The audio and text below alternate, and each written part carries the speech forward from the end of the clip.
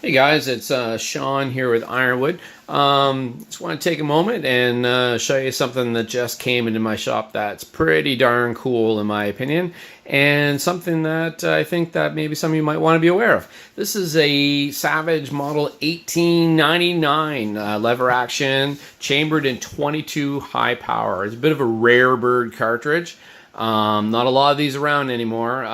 They were marketed back in the day as a combination varmint and deer rifle, and it's pretty cool. This one's particularly cool because it's a takedown model. So the forehand comes off, and right here with a quarter turn of the barrel, it just removes, and then you can pack it away. So that's pretty darn neat.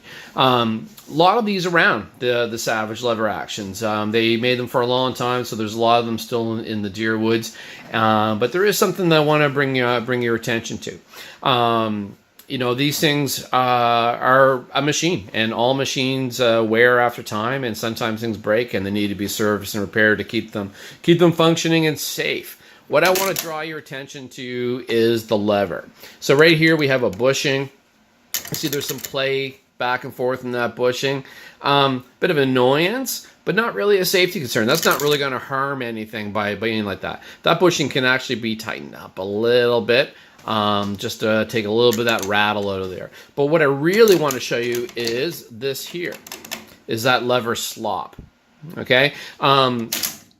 And you can also see when this comes down, it takes very little, just a little bit of pressure, and that lever opens up.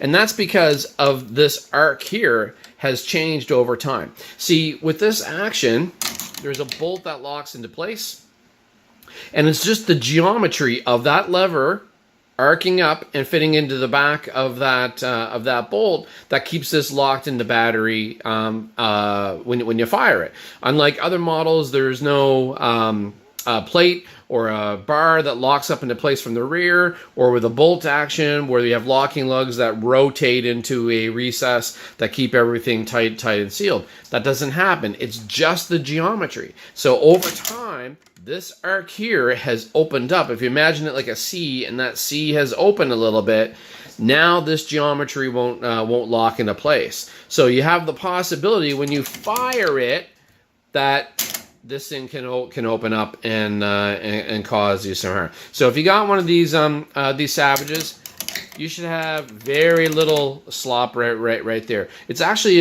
not too hard of a fix to do. We're gonna strip this down, and because I have to adjust the magazine spring in it anyways, and at the same time I'm gonna tighten that up. And I'll post back later on, and I'll show you how we made out with it.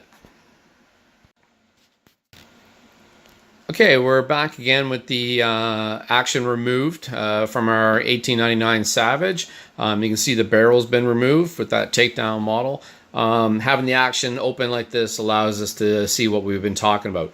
In stripping it down, it was apparent that we have a broken trigger sear spring, cleaned in half. All that was holding it together was its retaining screw. Not that big of a deal, but we'll address that later. What we want to talk to you about right now is that lever that I took a look at. So we took the lever out, and I adjusted the bite where it engages underneath the bolt.